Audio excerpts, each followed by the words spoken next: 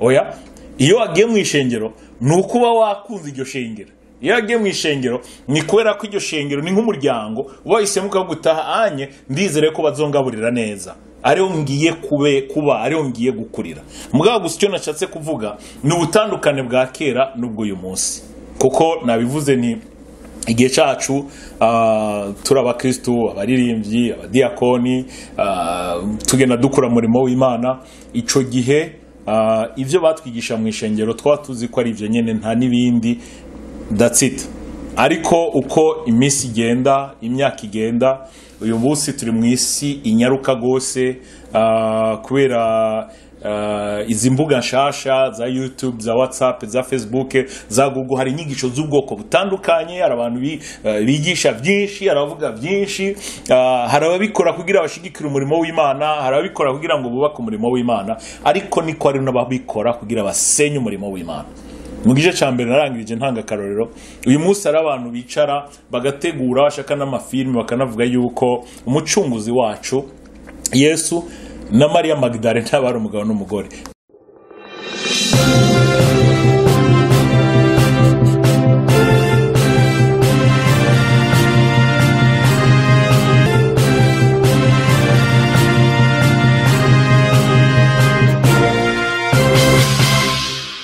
turabahaye ikazi kandi mu kiganiro mu gice cya kabiri cy'ikiganiro ku bibazo vyerekeye ishengero Pastor Mugisha karibu kandi nashaka kubabaza tubandanye kuri cya kibazo twari twahereye ko tubaza aho ishengero rya Kristo riri uko aho mubona iri kiragenda nashaka mubandanize ngaho ariko mwongere mwishure ko akandi kabazo ni uko mubona abakozi b'Imana ukompare abakozi b'Imana no munsi nuko vyari bimeze kera nuko mubona aho biriko biraja murakoze cyane imbere ko ninjira muri ico kibazo nagira sure nibutsa abantu yuko mu gice ca mbere natanguye mvuga ahihiganwa rya Gisha TV ku baririmbyi turiko tugomba gushigikira no gufasha mugiye mu gice ca mbere kigitangura murumva aho ibintu bigeze mugaye ico twashaka kubabwira kandi nuko mu ndwi ya mbere mu kwezi kwa gatandatu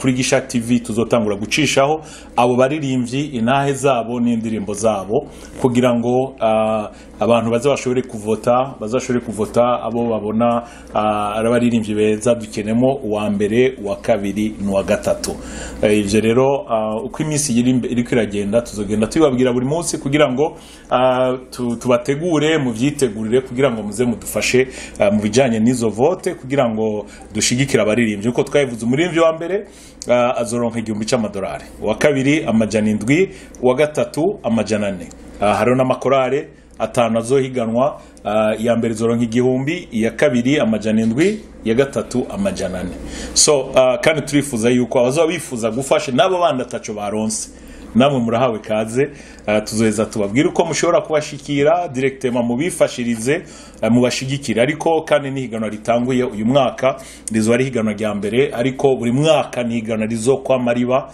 turizera ko mu mwaka uza abazo bari benshi gusumba kumbure bihwanye nuko Imana izo yaraduhezagiye yaradushoboje nivyo umuntu ashobora gukora bishobore kuba byinshi gusumba kugira ngo dushobore gushigikira abaririmbyi batari bafise uburyo bwo kugaragara bashobore kugaragara nizo mpano zabo zigaragara rero murakoze nari ngasubire kuri cya kibazo narangirije ko mu gice ca mbere caho ishengero rigeze uyu munsi ugereranije na kera nanagerageje kuvuga ingene kera twagendera ku byo batwigishije byose mu ishengero ico biratubwira ngo ukuri mugezemo iba ariko mugenderamo ni vyiza ico gihe niko kuri twari tugezemo kandi ni vyiza byaratureze byaradukujije kandi n'uyu munsi nta muntu umwe no hanura ngo uje mu ishengero hanyuma ivyo bakwigisha ngo ntuvyemere cyane ntuvyizere oya iyo wagiye mu ishengero nukuba wakunze iryo shengero iyo wagiye mu ishengero ni kubera ko iryo shengero ni nk'umuryango wahisemo ukagutaha anye ndizere ko bazongaburira neza ariho ngiye kuba ariho ngiye gukurira mugabo gusa icyo nashatse kuvuga ni ubutandukane bwa kera n'ubwo uyu munsi kuko nabivuze ni igihe cyacu turi abakristo abaririmbyi abadiakoni tugenda dukora umurimo w'Imana ico gihe ibyo batwigisha mu ishengero twaba tuzi ko ari ibyo nyine nta n'ibindi, that's it. Ariko uko iminsi igenda, imyaka igenda, uyu munsi turi mu isi inyaruka gose, kubera izi mbuga nshasha za YouTube, za WhatsApp, za Facebook, za Google, hari inyigisho z'ubwoko butandukanye, hari abantu bigisha byinshi, aravuga byinshi, hari ababikora kugira bashigikire umurimo w'Imana, hari ababikora kugira ngo bubake umurimo w'Imana, ariko niko hari n'ababikora kugira basenye umurimo w'Imana. Mu gice cya mbere narangirije ntanga karorero, uyu munsi ari abantu bicara bagategura bashaka n'amafilme bakanavuga yuko umucunguzi wacu Yesu na Maria Magdalene bari umugabo n'umugore. Ako nakaga iryo nibara, nuko nyene abakristo ijambo ry'Imana ritwigisha gukunda abadukunda, tugakunda abakunzi bacu, mbere n'abasi bacu tukabakunda, n'abatugiye nabi n'abadututse. Ariko murazi ko ari amadini menshi atihanganira ibintu nk'ivyo. Ni uvuze gusa ijambo uvuze gusa izina ry'umurongozi wabo canke uwo bemera intumwa yabo kibaye ikibazo. Ariko Imana ishimwe ko twebwe muri Yohana ni bavuga ngo turi mu y'ukuri, ngo iyo niyo Mana y'ukuri n'ubugingo budashira. Iyo Mana y'ukuri, ubwo bugingo budashira, wera tubwiye ati yuko nta nubwo dufite ubushobozi bwo kumugwanira, ariko afite ubushobozi bwo kwigwanira. Niyo mpamvu rero baza bagatuka umucunguzi wacu, bagatuka ishengero, bagashira ku mbuga zitandukanye umucafu w'ubwoko bwose. Nta kibazo bidutera kuko umucunguzi wacu turamuzi, ijambo yaduhaye, ijambo yadusigiye niryo rigenda ritwigisha uko bukeye uko bwije, uwari ico yamaze mu bugingo bwacu, nico ariko arakora uyu munsi, nico azobananya akora mu buzima bw'ishengero. Rero icyo gituma navuze nti ubunye biragoye kubera izo mbuga, kubera ko hari abakristo murabizi yuko mu isanzwe abantu turema mu buryo butandukanye. Hari abantu dufise imitima itandukanye, kugira ngo sininjire cyane muri ivyo ko naco n'ikindi cigwa. Hari nk'abantu usanga basanzwe bafise imwemu y'ubugarariji, akakizwa kari umukristo yarakijijwe ariko afite imwemu y'ubugarariji, imwemu y'ukutuba, imwemu yo kudatinya, ugasanga yikinze mukiza, niko mu Kirundi bavuga. Aciya profitira muri ivyo vya WhatsApp, aciya profitira muri ivyo vya Facebook n'ibindi, Google, kugira ngo noneho agararize umurimo w'Imana, agararize ishengero ry'Imana. Ariko ikibazo aho kiba kiri, abayibagiye mu Baheburayo igice ca 13, ijambo ry'Imana tubwira ku murongo wa 17 n'ahandi hatandukanye yuko dutegerezwa kubaha abarongozi baturongoye mu mashengero, ngo kuko ari Imana yahabashize ibaha n'ubwo bushobozi. So hari igihe abantu bitwaza rero izo mbuga, ugasanga biraborohe kugira ngo nabo bace baprofitiramwo, novuga nti konona umurimo, gusenya umurimo, kandi bibaza cyangwa bashaka kwibaza cyangwa bashaka kwishigikiza ngo bariko bagendera mu kuri, ngo cyangwa hari ukundi kuri batahuye gutandukanye n'uko ishengero ryabigisha. Ugasanga bariko barisenya ubwabo, kuko ntushobora gusenya ishengero ry'Imana. Yesu yaravuze ngo kuri urwo rutare niyo nzo kubaka ishengero ryanje, ngo kandi amarembo y'ikuzimu ntazoruhangara. Ubwo rutare yari iki? Confession, amajambo Petero yatuye, ijambo ubushobozi. Iri jambo ry'Imana rirakomeye ko Bibiliya tubwira ngo ibintu byose bizovaho, ngo ariko ijambo ry'Imana rizokwamaho ibihe bidashira.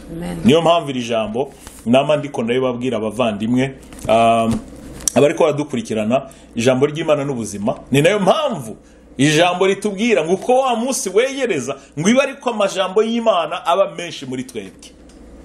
Kandi mwibuke ijambo ry'Imana natubwira mu byakoze n'intumwa, yuko mu gice ca 2 ngo abigishwa bashishikara mu byakoze n'ubwice ca 42 bishika kuri 47, ngo bashishikara mu nyigisho z'intumwa, bashishikara mu nyigisho, kwiga, gufungura, kwakira ijambo ry'Imana. Iryo jambo ry'Imana n'ubushobozi n'ubuzima. Rero iryo jambo reka turibemwo, turyige, turisome, dusenge kugira ngo Imana itwigishe, kuko muri ibi navuze turi kuri roundabout, turi kuri rond point, turi ahantu hagoye. Kuko meje gutanga karorero kabavuze Yesu na Maria Magdalena, si ivyo, hari biriko biraza mu nyuma.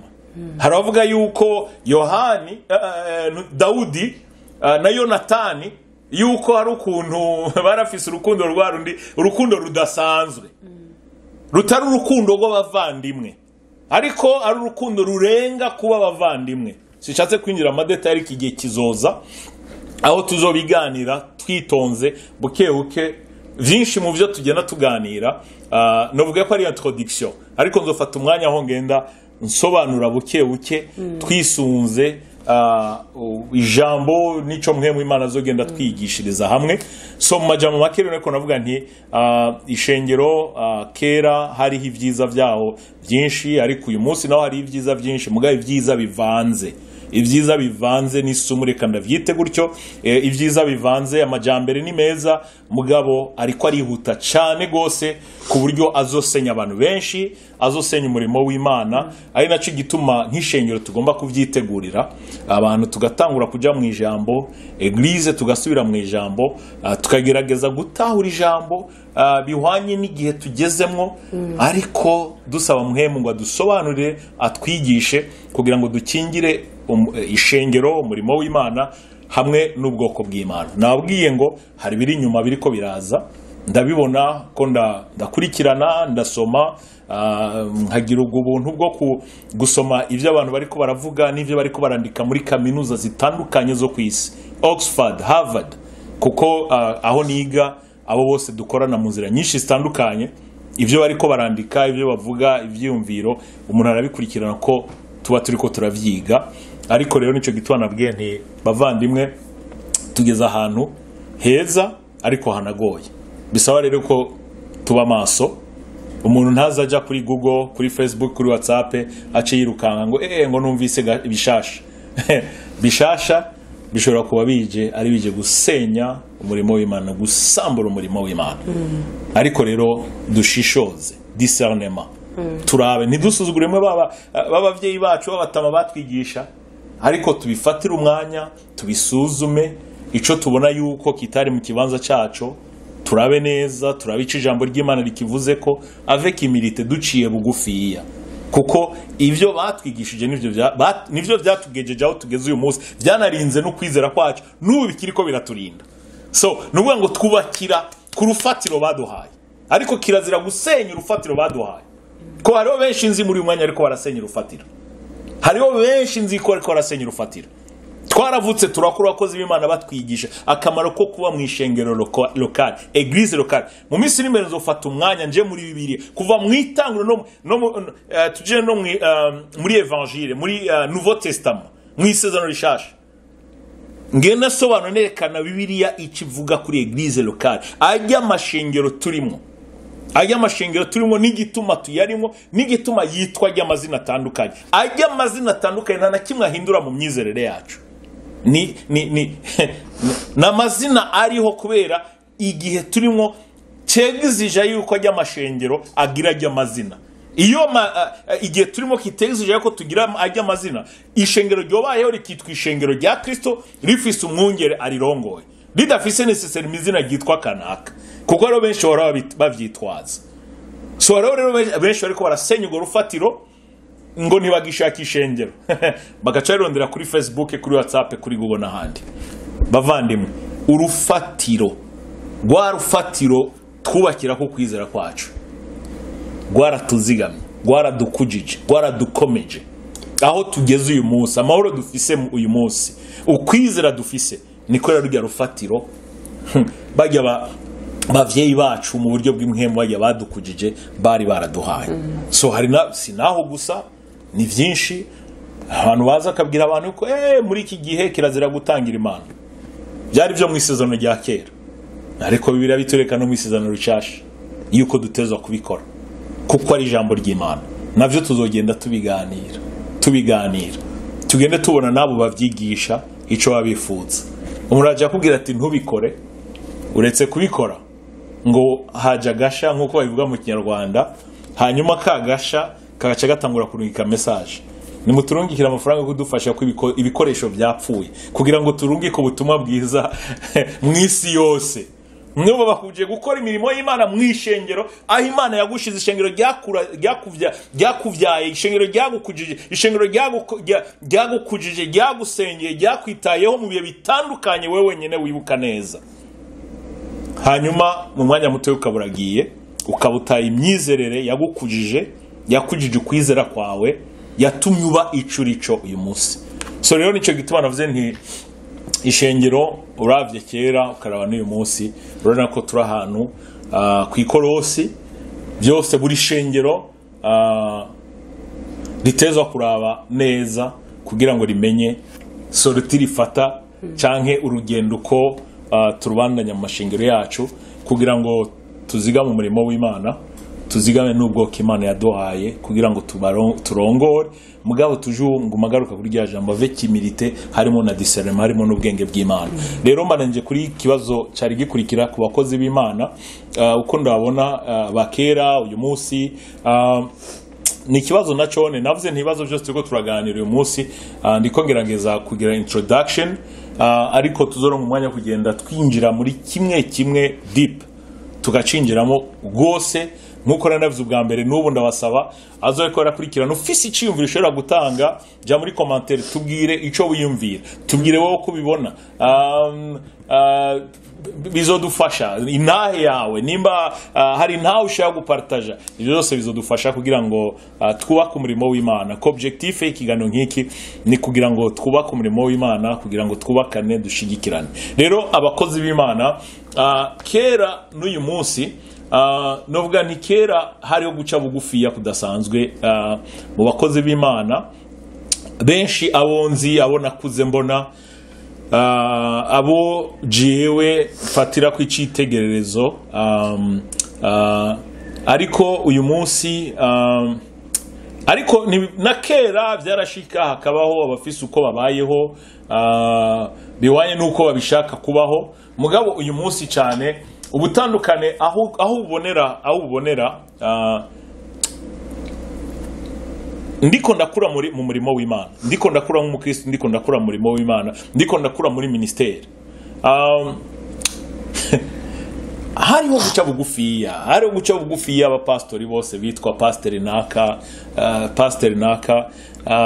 kandi ugasanga nubwo bupastori bwiwe bumutera guca bugufiya kumenya yuko numwongere wa wundi bibiri tubwira ngo maze gukora igikorwa c'Imana ngo tumaze kugikora ngo cye tuvuge ko turi abakozi b'imbura mu mara ariko uyu munsi le danger ihari nuko Imana igenda ihezagira umurimo wayo igenda ihezagira abakozi b'Imana bamwe ugasanga abantu benshi umunsi ugasanga abakozi b'Imana reka nanje nishiremo mvuge twebwe kugira ngo ntibyitwe Pastor Mugisha yagiye kuvuga abandi bakozi b'Imana ya siyo ntumbero ariko nukuri kwijambo kugira ngo twubake n'umurimo w'Imana. Ico nshaka kuvuga ni iki kera titre ntacho d'abord umukozi w'Imana si titre ibyo namandiko ndavuga kenshi sinzi yuko abakozi b'Imana akunda kwiraba muraba ahantu henshi mu Bikorino n'ahandi murabe Paul ariko aravuga ingene avuga hari ikintu kera kintangaza babajije umupastori ngo witwa nde ugazaho muravye ngo je nitwa Pastor Diamond Mugisha, je nitwa Apotre Diamond Mugisha, nitwa Prophète Diamond Mugisha.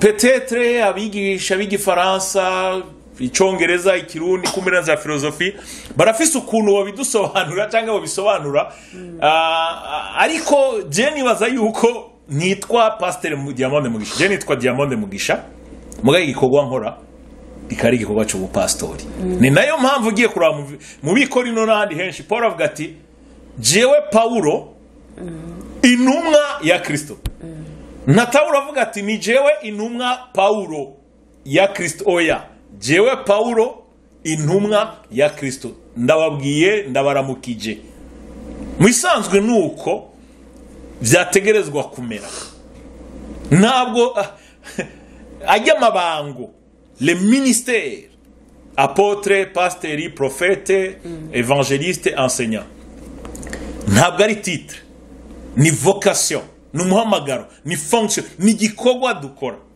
So twisunze ijambo ry'Imana ndasubiyemo uwigise nitwa Pastor Diamond Mugisha Imana igumugisha ariko uko jewe ndavyumva nuko ndabitahura sinitwa Pasteur Diamond Mugisha, nitwa Diamond Mugisha. No kuri passport yanje, no kuri identité yanje, na namwe handitswe Pasteur, handitswe Diamond Mugisha. So ababivuga si icyaha bakoze, oya si icyaha, ni amajambo, ni igifaransa, ni icyongereza, ni ikirundi, ariko kenshi uko nagiye ndabibona benshi babikoresha nk'amatitre. Hari naho maze kumva nkavuga ni my goodness, wow. Ugasanga Pasteur Mugisha ndiko sobanura ijambo ry'Imana kubijanye n'iyo mihamagaro, nkumva ngiza gahinda, kumva umuntu yakora asobanura, ngurumva ngo urongoye bose ngo ni bishop, bose bandi ngurumva nguri hejuru ya bose ngo ni apotre, ngo mugabo rero ngurumva ngo apotre sokwe ni ruzi. Ugasanga abantu bafashe les 5 ministères, amabango 5 baramaze kuyagabura, baramaze kuyagabura. Hariho no kwita dufata imwe nka president, yindi umengo ni vice president, premier vice president, deuxième vice president, troisième premier ministre, ministre de la défense. Ijambo ry'Imana ugasanga amabango bagiye bayagabura uko tukabikora uko twishakiye. Ivyo rero kenshi nkuko nabivuze natangiye mvuga ni biva iyo abakozi b'Imana dutanguye gufata igikorwa Imana yaduhaye ukutariko. Iyo dutanguye gushira imbere amatitre, bica bituma duhuba n'ivyo turiko turavuga tukavuga uko twishakiye. Na amabango 5 nta hantu na hamwe Bibiliya tubwira ngo ngiri bango risumba irindi, hagaca kurikiriri hakongera gakurikira, nta na hamwe. Hari no nigeze kumva ariko aravuga kenshi barabikoresha muri Afrika, bakavuga ngo pasteri ngo nurongoye eglise imwe, ngo revera pasteur nurongoye amashengero menshi. Bavandimwe birashoboka yuko Mugisha ntatawuri ijambo ry'Imana cyangwa ataryonzi, ariko ndifuza umukozi w'Imana cyangwa ari we wese n'umukristo yonyerekana muri Bibiliya havuga yuko pasteur ari urongoye eglise imwe, hanyuma revera pasteur arongoye amashengero menshi. Ico nizera ni kimwe kuva mu itanguro gushika mu byarico ya Yohana, uwo murongo nta namwe uzoronka muri Bibiliya, nta na hamwe. Ico Bibiliya twerekana iki? Les 5 ministères, ayo mabango uko ari 5. Mu Befeso igice cya 4 ku murongo wa 11, ariko muri ako gace kose haravuga ku byerekeye amabango, hakavuga n'igituma ayo mabango Imana yashize mu ishengero. Ayo mabango avuga ku bakozi b'Imana, apotre. Apotre bisobanura uwahamagawe akarungikwa gukora umurimo w'Imana, gutanguza imirimo y'Imana, gukingira ijambo ry'Imana. Tugaca tubona muri Bibiliya intumwa ibikorwa zakora kwari kugenda gutanguza imirimo, gutanguza amashengero no gukingira, yaho ndiko mvuga les 12 apôtres, no gukingira ijambo ry'Imana kugira ngo ntihagire inyigisho zipfuye abandi bantu bazana mu ijambo ry'Imana. Nico cari igikorwa cy'intumwa. Mugana namwe birivuga yuko apôtre ari bari hejuru y'abandi bose, biragusitwereka ibikorwa intumwa zakora. Mugabo Bibiliya katwereka ko cyari igikorwa cyagutse, nico biri twereka. Mugana namwe biri twereka yuko apôtre ari we yicaga kiza, ari we igitangaza mu ishengero, oya nana mu Bibiliya bitubwira. By the way, mu byakozwe n'intumwa, nta nubwo uwatwaye ubutumwa bwiza mu banyamahanga yari intumwa, kugira mutawuri nyene Imana igenda itwira. Niyo mpamvu Paulo yabwiye abikora ngo igihe nazi wanyu ngo sinashatse kugaragaza ubwenge n'amajambo y'ubwenge n'ibitangazo, oya atariko ico nashatse yuko Kristo ari wagaragara, ubushobozi bw'Imana bari bwo bugaragara. Ndabivuze nkoresheje amajambo yanje, ariko amajambo yavuze asa nayo nyene mejije kuvuga. Niyigeze ashira imbere amavuta Imana yari yaramuhaye, niyigeze ashira imbere yuko yari intumwa, ariko yashatse yuko Kristo ari wagaragara. Uyu munsi abakozi b'Imana ikibazo dufise, hari ukuntu usigaye umengo dushaka kugaragara gusumba Kristo yapfuye akazuka kubw'ibyaha byacu. Niho abantu baca batangura guhindura ijambo ry'Imana, guhindura ayo mabango, guhindura izo ministeri. Mugabo twibuke yuko umuvuga butumwa Filipo kandi nawe dusubire inyuma gatoya. W'igi ijambo ry'Imana ni rinini, riri mu bwenge bwinshi bw'Imana, ariko ikibazo aho kiri nuko no tudafata umwanya wo kurisoma no gushishoza. Filipo nta nubwo yari yarambitswe ko ibiganza ngo ni evangeliste. Acha Bibiri twereka Filipo byakoze ari ntumwa asengerwa nk'umudiyakoni. Yatanguye kwitwa umuvuga butumwa evangeliste amaze kumanuka Imana ikabana nawe i Samariya, agakora ibitangaza, agakubita ubutumwa, abantu bagakizwa bakaza ku Mana. Aho niho iyo ngabire, ayo mavuta yivuga butumwa yagaragaye kuri Filipo, ariko yagiye nk'umudiyakoni. Bari baramusengeye nk'umudiyakoni, ariko nicabujije yuko ashitse muri Samariya utwumiza n'ibitangaza bimukurikirana bikurikira. Ariko kuko nawe yatahura urutonde rw'umurimo w'Imana, nawe amaze kubona ibitangaza byakoretse, kubera ko hari hageze ko basengera abantu, bongera basabira ingabire za mpwemu, bongera basabire kuzura mpwemu, yaciye atuma ku intumwa i Yerusalemu kugira ngo nazo zize zisengera abo bantu. So les 5 ministères imbere y'Imana zose zirangana, zikaba zitandukanye mu kugene zikora. So mu yandi majambo, buri muntu wese yatezwa kubaha ibango ry'ubundi, kuko iryo bango, ayo mabango yose twa les ministères tuzihabwa n'Imana. Kandi birika tubwira ngo aziduha uko ashatse. Iki ni kindi cigwa uyu munsi tutaza kujamo, kinanakomeye. Les 5 ministères mu Efeso, Bibiri twereka ko ari Imana mwana ariyo yazitanze, ari Kristo yazitanze. Mugabo birika kitwereka mu byakozwe n'intumwa, mwemu nawe ivyo atanga.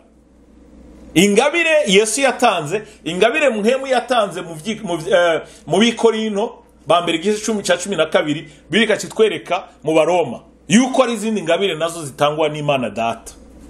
So ibyo byose birafise impamvu ijambo ry'Imana ritubwira ko byagenze gutyo. Navyo navuze ngo tuzogira umwanya wo kugenda tubiganira ko buke twitonze, kuko umwanya urahari wo kugira ngo tuganire ijambo ry'Imana, dutishishoze ku ijambo ry'Imana. So mu yandi majambo rero, kuri ico kibazo ndiko ndakirangiza, abakozi b'Imana hari ukuntu twahindutse,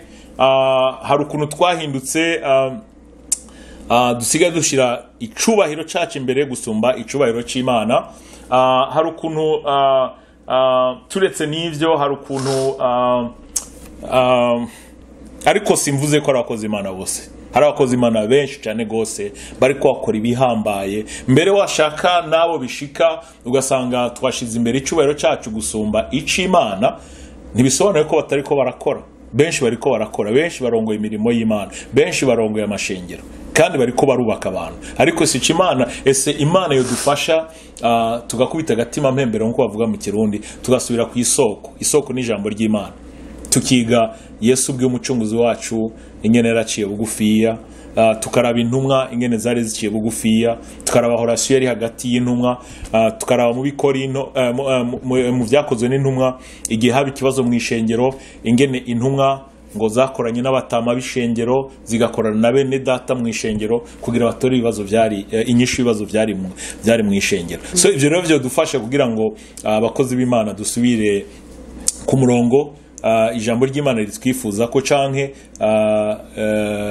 icimana twifuza ko mu bisanzwe. So muri ico kibazo kugira ngo ndakirangize, ndashima kuko ari abakozi b'Imana benshi uyu munsi bari gukora ibikorwa bihambaye, ariko kandi ikibazo cyo kwibagira uwaduhamagaye kirakunda kuhaba. Usanga umuntu wenje mu gitondo byihuse ngo ni bishop, uretse ko navyo atari nico bitwaye, mugabe ikibazo umuntu asigara yibaza ati none ivyo ayo mazina ko ari amazina yagutse, ariko yubaka iki, ariko akora iki, ni igiki yubaka mu murimo w'Imana, ni igiki yubaka mu bwoko bw'Imana. So somehow quelque part hari ico bigabanya gusumba ico vyubaka. So rero nibaza yuko abakozi b'Imana, Imana ibaho umugisha aho bari mu mpande zine z'isi, abazotwumviriza, ariko ico nsaba Imana nuko abakozi Imana aho turi hose Imana yadufasha kugira ngo duce bugufiya tumenye yuko twamagawe n'Imana iduha ibikorwa bitandukanye abapastori bakora ibikorwa bidasanzwe kurongora ubwoko bw'Imana niyo bari abantu batanu niyo bari abantu 10 bavuye mu mingo itandukanye imico itandukanye ni igikorwa kidasanzwe abavuga butumwa bagenda ijoro n'umurango kugira abantu Kristo yapfuye akazuka kugira ngo abantu baze muri amashengero bakora ibikorwa bidasanzwe abarimu abari mu ishengero ry'Imana batwigisha kugira ngo muramenye ati isezerano Bibiliya ni iki isezerano rya kera ni iki isezerano rishasha ni iki mugasanga nta numwe bavuga aho mabarabara kuri Google kuri nuze apotre bishop apotre ishengero rya Kristo mu mpande zine z'isi yose zibeshejweho na les 5 ministères zibeshejweho nayo mabango 5 ntabwo zibeshejweho n'abapotre ntabwo zibeshejweho n'ababishop ariko zibeshejweho nayo mabango 5 rero abakozi Imana ndangije avuga ngo Imana idumugisha muri rusangi turiko turakora bariko barakora hari byinshi actually ibyiza dukora ni byinshi gusumba n'ivyo bintu bitoye nariko ndavuga Imana ibaho umugisha.